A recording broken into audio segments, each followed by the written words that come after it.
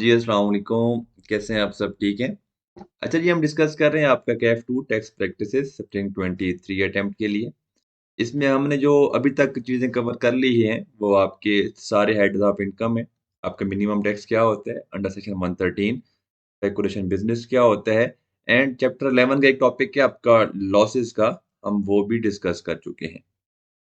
अब हमारे पास चैप्टर 11 में जो बाकी चीज़ें बच जाती हैं, वो आपकी हैं डिडक्टिबल अलाउंसेस। डिडक्टिबल अलाउंसेस क्या होते हैं? इनका हमने बेसिक सा इंट्रोडक्शन आपको चैप्टर 4 जब हम पढ़ रहे थे, बेसिक कॉन्सेप्ट्स ऑफ टैक्सेशन, उसमें थोड़ा बहुत आपको मैंने इसके बारे में बताया था। आपको मैंने ये कहा था कि जो इसकी रिमेनिंग चीज़ें हैं, डिटेल में ये क्या होता है, इसको हम किस तरह से कंप्यूट करते हैं, हम चैप्टर 11 में डिस्कस करेंगे और आज वो दिन आ गया है। इस चैप्टर के अंदर बाकी जो चीज़ें हैं, वो आपके टैक्स क्रेडिट्स हैं एंड आपकी टैक्स एग्ज़म्पशन है कि कौन-कौन सी इनकम्स ऐसी हैं जिनको लॉ ने स्पेसिफिकली एग्ज़ैम्प्ट किया हुआ है। कुछ तो हमने रेलेवेंट जब हेड्स पढ़ रहे थे, हमने वहाँ पर डिस्कस किया था। जैसे कि हमने देखा था कि अगर आप कैपिटल गेन वाले चैप्टर के अंदर जब आप कोई लैंड डिस्पोज़ ऑफ करते हैं आफ्टर 6 इयर्स, उसका गेन आपका सारे का सारा वहाँ पर एग्ज़ैम्प्ट हो जाता है। सिमिलरली अगर आप कोई बिल्डिंग डिस्पोज़ ऑफ करते हैं आफ्टर 4 इयर्स, वो आपकी उसका जितना भी गेन होता है आपका वो एग्ज़ैम्प्ट हो जाता है। लेकिन यहाँ पर कुछ जनरल एग्ज़म्पशंस होंगी, लाइक आपको बता देता हूँ, जो आपकी एग्रीकल्चर इनकम है, ठीक है? वो आपकी क्या होती है? एग्ज़ैम्प्ट होती है। आप उसको एफबीआर को उस पर टैक्स नहीं देते, उस पर आप किस तरह टैक्स देते हैं वो हमारे सिलेबस का पार्ट भी नहीं है। तो हम यहाँ पर जो चीज़ें हैं वो कुछ डिस्कस करेंगे। आज की इस वीडियो में हमने जो पोर्शन कवर करना है, वो आपका है डिडक्टिबल अलाउंसेस। डिडक्टिबल अलाउंसेस हमारा इसमें जो चीज़ें वो हैं क्या, डिडक्टिबल अलाउंस ऑफ लॉ क्या कहता है कि लॉ कहता है कि सबसे पहले आपने जितने आपके 5 हेड्स ऑफ इनकम हैं, उनकी आपने क्या करनी है? इनकम कैलकुलेट करनी है। आपने इनकम फ्रॉम सैलरी कैलकुलेट किया, ठीक है। आपने इनकम फ्रॉम बिज़नेस की वर्किंग की, आपने कैलकुलेट की। आपने इनकम फ्रॉम प्रॉपर्टी की वर्किंग की, आपने इनकम कैलकुलेट की। आपने इनकम फ्रॉम अदर सोर्स की वर्किंग की, आपने इनकम कैलकुलेट की। आपने income from capital gain normal वाला, ठीक है। आपने वर्किंग की। आपने ये सारी करने के बाद आपके पास टोटल इनकम आ गई। ये बात आप माइंड में रखें कि ये जो फिगर है ये फाइनल फिगर है। ये भी फाइनल फिगर है। मीन अगर आपका कोई प्रीवियस ईयर का कोई लॉस आ रहा था इनकम फ्रॉम बिज़नेस का, तो आपने इस साल के लॉस के गेन के अगेंस्ट इनकम के अगेंस्ट उसको एडजस्ट किया है एंड ये आपका एडजस्टमेंट के बाद आपका ये क्या आ रहा है? नेट इनकम फ्रॉम बिज़नेस आ रही है। टैक्स लॉसेस की एडजस्टमेंट्स किस तरह होती हैं? हम वो लास्ट लेक्चर में डिस्कस कर चुके हैं। अब टैक्स लॉसेस वाला जो आपका लेक्चर है 22 मिनट की आपकी वीडियो है, आप वो वाली देख लें। सिमिलरली इनकम फ्रॉम प्रॉपर्टी भी आपका क्या है? ये नेट आपकी है। इनकम फ्रॉम अदर सोर्स अगर कोई लॉस की एडजस्टमेंट्स होनी थी, आपकी हो गई है। आपने क्या करना है? उसको आपने यहाँ पर नेट वैल्यूज़ लिखनी है।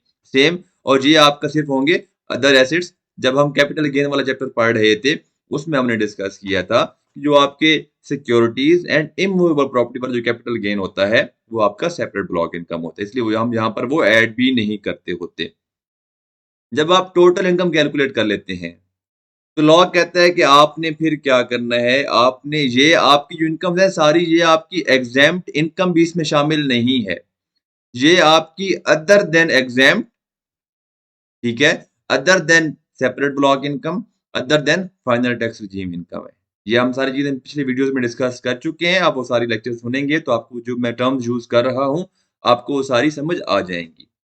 जब आप टोटल इनकम कैलकुलेट करते हैं, तो आपके इनकम टैक्स ऑर्डिनेंस ने, आपके टैक्स लॉ ने कुछ चीज़ें स्पेसिफिकली मेंशन कर दी हैं। लॉ कहता है कि अगर आपने ड्यूरिंग द ईयर उन चीज़ों में से कोई एक्सपेंडिचर किया है, आपने कोई वैसी कोई पेमेंट की है, तो आप उस पेमेंट को डायरेक्ट यहाँ से लेस कर लेंगे। टोटल इनकम में से आप क्या कर लेंगे? लेस कर लेंगे। फॉर एग्ज़ाम्पल लॉ कहता है कि अगर आपने ज़कात पे की है, ठीक है? आपने ज़कात पे की है, किस तरह आपने वर्किंग करनी है वो हम बाद में भी देखते हैं, आप यहाँ पर उसको लेस कर लेंगे। अगर आपने डब्ल्यूडब्ल्यूएफ दिया है, तो लॉ कहता है आप उसको भी यहाँ पर लेस कर देंगे।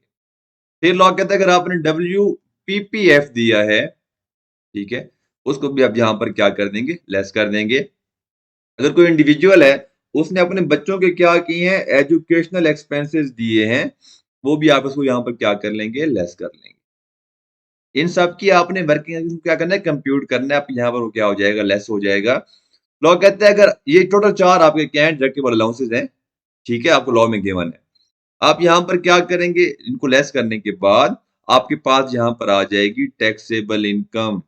हमने क्या करना होता है, टैक्सेबल इनकम पर हमने क्या करना होता है, रेट अप्लाई करना होता है। जब आप टैक्सेबल इनकम कैलकुलेट कर लेते हैं, तो आपके पास फिर आप क्या करते हैं, टैक्स रेट जो होता है, आप देखते हैं कौन सा स्लैब रेट है, उसके ऊपर आप क्या करते हैं, टैक्स रेट से मल्टीप्लाई करते हैं।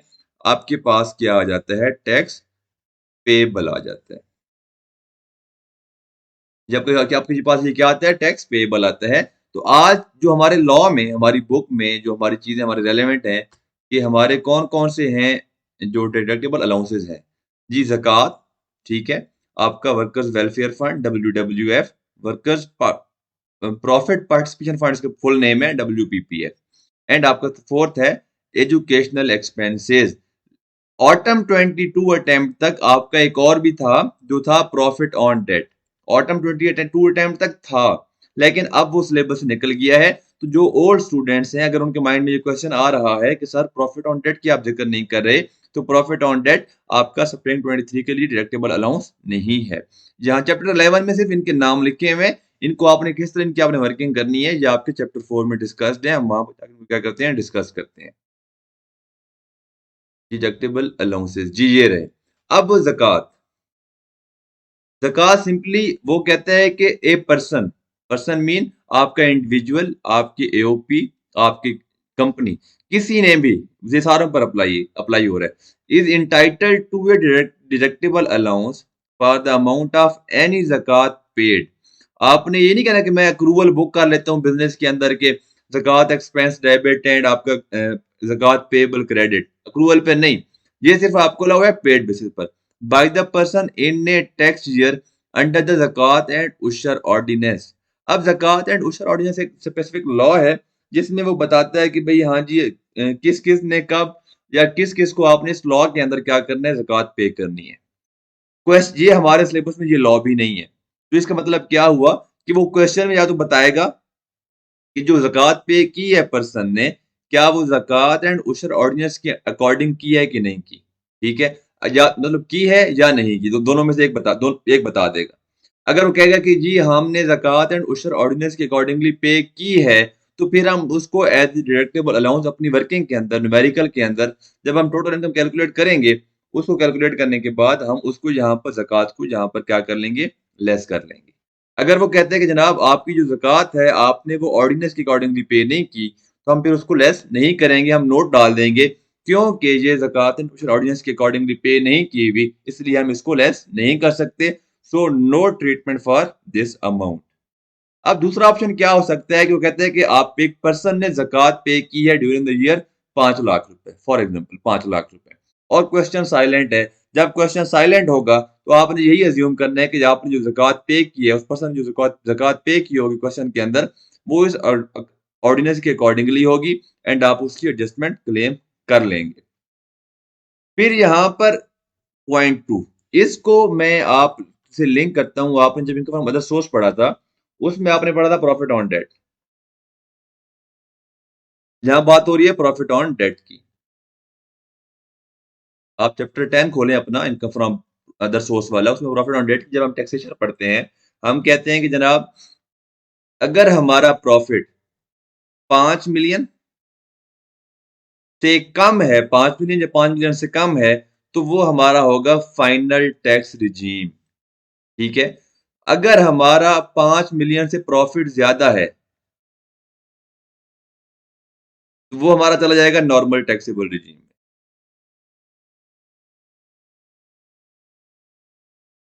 ठीक है? ये तो क्लियर, बातें क्लियर हो गई, हम इनकम फ्रॉम अदर सोर्स में ऑलरेडी डिस्कस कर चुके हैं। लोग कहते हैं कि एफटीआर में जो आपका प्रॉफिट होगा, वो आपका जो प्रॉफिट है, उस प्रॉफिट के ऊपर तो आपको डिडक्शन अलाउ ही नहीं है, तो आपका सारा जो वहां पर टैक्स बैंक काट लेगा, तो उस पर अगर आपकी ज़कात भी काटता है, तो आपने वो यहाँ पर उसकी एडजस्टमेंट, मतलब आप उस प्रॉफिट के अगेंस्ट उस ज़कात को एज एक्सपेंस क्लेम नहीं कर सकते। तो यहाँ पर जो आपका ज़कात एक्सपेंस जो आपने मतलब ज़कात कटी होगी, बैंक ने आपकी जो ज़कात डिडक्ट की होगी, वो आप क्या लेंगे, वो सिंपली आप क्या कर लेंगे, उसको as a deductible allowance claim कर लेंगे।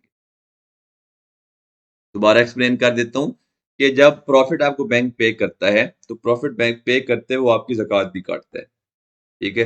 जब वो आपकी ज़कात काटता है, तो वो तब उस केस में आपने ये देखना है कि आपका पूरे साल का जो प्रॉफिट ऑन डेट है, वो कितना है? क्या 5 मिलियन या उससे कम है या 5 मिलियन से ज़्यादा है? अगर 5 मिलियन से कम है, तो फिर आपकी इनकम बन जाएगी एफटीआर की। तो एफटीआर में हमें पता है कि हमारा जो जो भी डिडक्शन हो रही है, जो हमारा एक्सपेंस इनकर हो रहा होता है, हम एफटीआर के अगेंस्ट कोई डिडक्शन क्लेम नहीं कर सकते। तो एफटीआर पे जो हमारी ज़कात कट रही होगी, वो हमारा डायरेक्ट क्या है? डिडक्टेबल अलाउंस है। हम उसको क्या करेंगे? सिंपली यहाँ आकर हमारी जो हमने वर्किंग बनाई थी ऊपर, उसमें आकर हम क्या कर लेंगे? यहाँ पर as a deductible allowance claim कर लेंगे। लॉ कहता है कि अगर आपका जो प्रॉफिट ऑन डेट है, वो 5 मिलियन से ज़्यादा है, वो आपका नॉर्मल टैक्स रेजीम में चला जाएगा। अगर आपके उस प्रॉफिट पर कोई ज़कात डिडक्ट हो रही है, ज़कात डिडक्ट हो रही है, तो आपके पास 2 ऑप्शन है कि आप क्या करें, प्रॉफिट से, ठीक है, प्रॉफिट लें, उसमें से आप लेस करें ज़कात को। मतलब आप ज़कात, अगर आपकी नॉर्मल टैक्स रेजीम में आपका प्रॉफिट जा रहा है, जो आपको उस प्रॉफिट पर बैंक ज़कात काट रहा है, तो आपके पास ऑप्शन है कि आप उस ज़कात को प्रॉफिट में से लेस कर लें। आपके पास जो नेट प्रॉफिट आएगा, उसको आप क्या करेंगे? अदर सोर्स इनकम में ऐड कर देंगे। ठीक है? आपके पास दूसरा ऑप्शन है कि आप प्रॉफिट को इनकम में टोटल ऐड कर दें। टोटल प्रॉफिट आप क्या कर दें? ऐड कर दें। टोटल इनकम को पार्ट बना दें और जो ज़कात है, उसको आप क्या कर दें? डिडक्टेबल अलाउंस क्लेम कर लें। देखिए, इम्पैक्ट दोनों का सेम है। अगर मैं यहाँ पर लेस करने के बाद वो वर्किंग में हम जाते हैं। अगर मैं यहाँ पर इनकम फ्रॉम अदर सोर्स में ही लेस कर देता हूँ ज़कात को, मेरी यहाँ पर इनकम क्या हो जाएगी? कम हो जाएगी। उतनी ही अमाउंट से मेरी क्या हो जाएगी? टोटल इनकम कम हो जाएगी। अगर मैं ज़कात को नॉर्मल टैक्सेबल प्रॉफिट में से लेस करता हूँ एज़ ए एक्सपेंस यहाँ पर, तो फिर मुझे वो वाली ज़कात as a deductible allowance allow नहीं होगी। Point 1 clear. अगर मैं डिसाइड करता हूँ कि मैं भाई ज़कात को इनकम फ्रॉम अदर सोर्स वाला जो प्रॉफिट ऑन डेट है नॉर्मल वाला, उसमें से एक्सपेंस क्लेम नहीं करता। जहाँ पर प्रॉफिट आएगा टोटल, जो मुझे एक्चुअली वहाँ से क्रेडिट हुआ होगा, तो फिर वो ज़कात जो कटी होगी, उसको मैं यहाँ पर एज़ अ डिडक्टेबल अलाउंस क्या कर लूँगा? क्लेम कर लूँगा। उन्होंने यहाँ पर सेम बात लिखी हुई है। Where the zakat has been deducted out of the profit on date which is chargeable under that income from other sources. Such zakat shall not be deducted out of total income. Rather, it shall be allowed as a deduction while computing income from other sources. Same बात लिखी हुई है, इन्होंने यहाँ पर थोड़ा सा confuse करके लिखी हुई है। जब आप अगर आप इनकम फ्रॉम अदर सोर्स वाला चैप्टर ओपन करें, चैप्टर 10, उसमें आप प्रॉफिट ऑन डेट की डिटेल्स जो जहाँ पर जो टैक्सेशन लिखी हुई है, अब जब आप वो जाकर जाकर पढ़ेंगे, वहां पर उन्होंने सादा अल्फाज में वही बात लिखी हुई है जो आपको मैंने यहाँ पर समझाई है।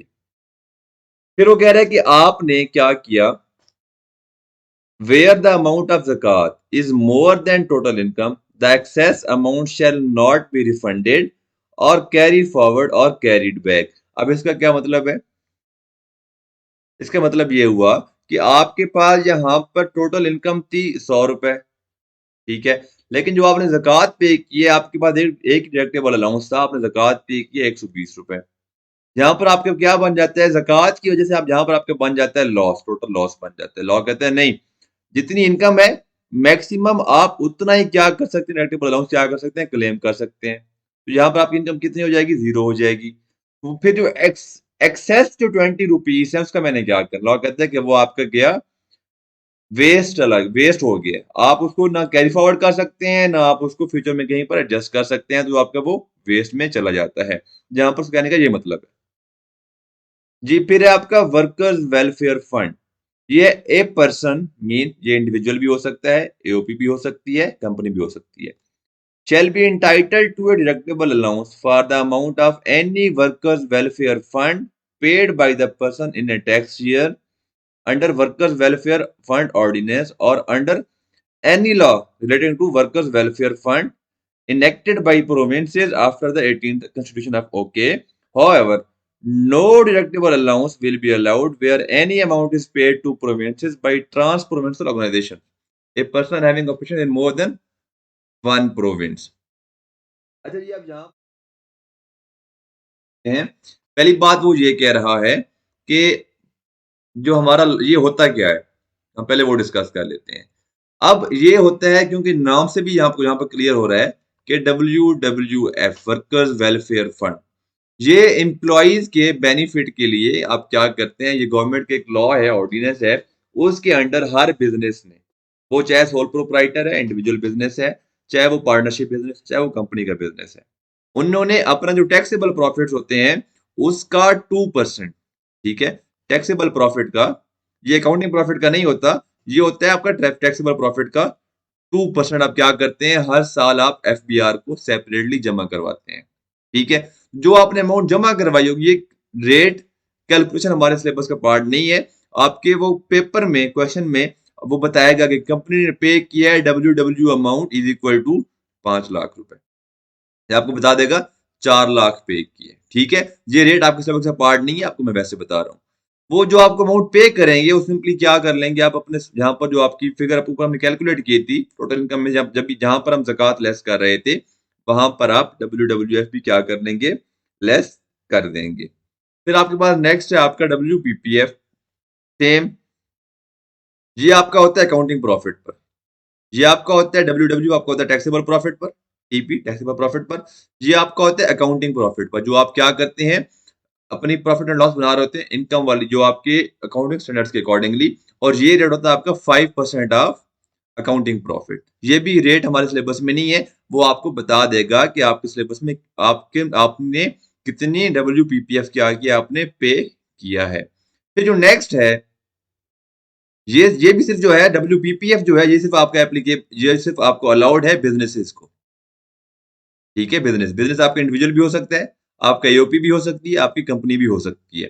फिर यहाँ पर जो आपका नेक्स्ट है वो आपका है लास्ट डिडक्टेबल अलाउंस, वो जो आपका है एजुकेशनल एक्सपेंसेस, ये सिर्फ आपका अलाउ है every individual shall be entitled to a deductible allowance in respect of tuition fee paid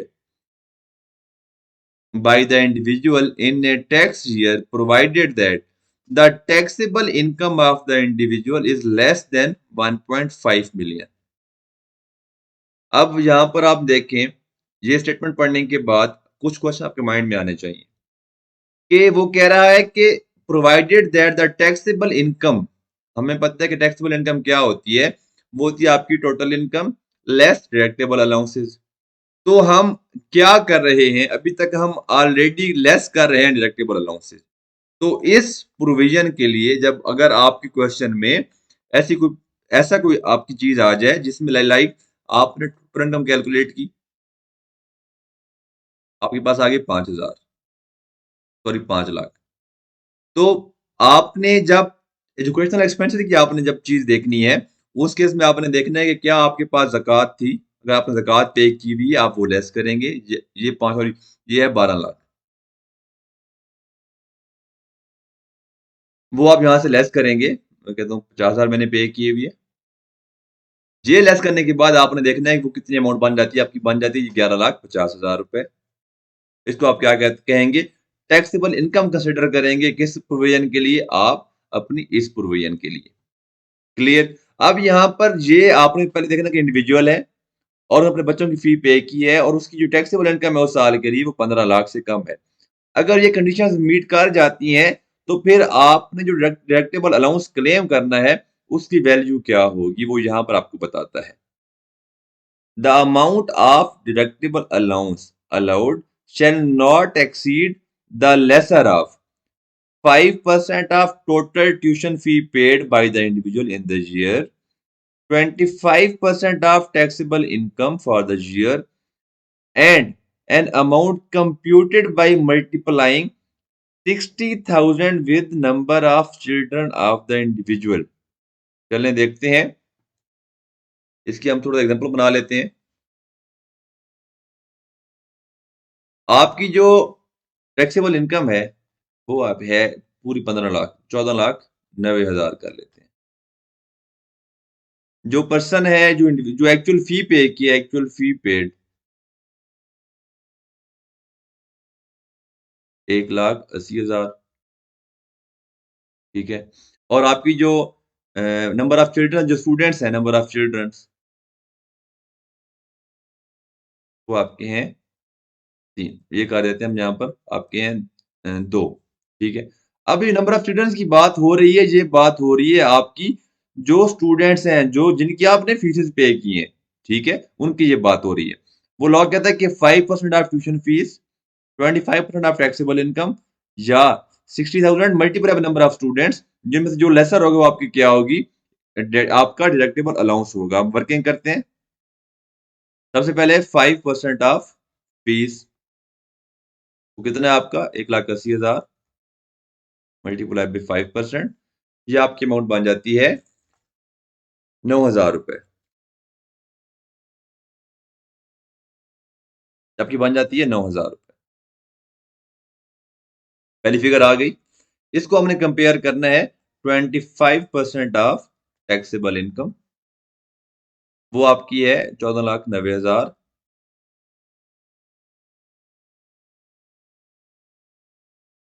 multiply by 25%। इसकी आपके पास अमाउंट आ जाती है 3,72,500। आपके पास जो थर्ड आपने जो फिगर कंप्यूट करनी है वो आपकी है number of children multiply by 60,000, वो आपकी है 60,000 मल्टीप्लाई बाय 2, ये आपकी बन जाती है 1,80,000 रुपए। ये आपके क्या है? 3 फिगर्स हैं। इन दोनों में जो लेसर है वो कितनी अमाउंट है? वो आपकी अमाउंट है 9,000 रुपए। इन तीनों में से जो लेसर अमाउंट है वो आपकी क्या बनेगी? डिडक्टिबल अलाउंस की फिगर क्या है? 9,000 रुपए। इस तरह से आपने क्या करनी है? एजुकेशनल एक्सपेंसेस की आपने क्या करनी है? डिडक्टिबल अलाउंस की आपने फिगर को कंप्यूट करना है। तो ये आपकी अब इसके बाद आगे क्या कहता है? एनी अलाउंस, अगर आपको कोई अलाउंस अनएडजस्टेड रह जाता है तो वो आप उसको कैरी फॉरवर्ड या एडजस्ट नहीं कर सकते, सेम जो हमने ज़कात में पढ़ा था। फिर कहते हैं allowance shall be allowed against the tax liability of either of the parents making payment of the fee on furnishing national tax number और name of educational institution. Means अगर आप जब आप ये क्लेम कर रहे होंगे डिडक्टेबल अलाउंस, तो आपने उस कॉलेज का, उस यूनिवर्सिटी का, उस स्कूल का एनटीएन नंबर या नेम लाजमी साथ मेंशन करेंगे, बताएंगे, तभी आप क्या कर सकते हैं? इस डिडक्टेबल अलाउंस को आप क्लेम कर सकते हैं। Next, allowance shall not be taken into account for computation of tax deduction from salary under one। ये हमारे रेलेवेंट नहीं है, ये आपके सिलेबस का रेलेवेंट नहीं है, क्योंकि आप सेक्शन का ये पार्ट है, इसलिए उन्होंने यहाँ पे मेंशन कर दिया है। अदरवाइज क्योंकि आपका सेक्शन 149 है वो आपके सिलेबस के रेलेवेंट नहीं है, तो इसीलिए जो रेलेवेंट बात लिखी हुई है वो भी आपके पेपर में टेस्ट नहीं होगी। ये था आपकी डिडक्टेबल अलाउंसेस जो हमने अभी डिस्कस कर लिए हैं। इसके बाद चैप्टर 11 का जो आपका नेक्स्ट पार्ट है वो आपके हैं टैक्स क्रेडिट्स, जो हमने क्या करना है इसके बाद डिस्कस करने हैं। उसमें हमारी जो चीज़ें कवर हो रही हैं, वो हम अभी थोड़ा बहुत उसके बारे में देख लेते हैं कि वो होते क्या हैं। जी, टैक्स क्रेडिट्स। अब हम यहाँ पे थोड़ा-सा डिस्कस करते हैं कि आपने सारे हेड्स ऐड करने के बाद टोटल इनकम कैलकुलेट कर ली। वो आपके पास आ गई 1,00,000 रुपए, सॉरी 5 मिलियन कर लेते हैं। उसमें से आपने लेस किए सारे डिडक्टिबल अलाउंसेस।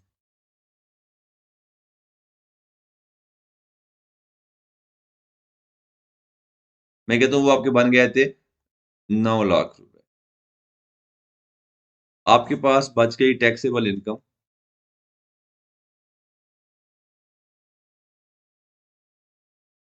वो बन गया आपके पास 4.1 मिलियन।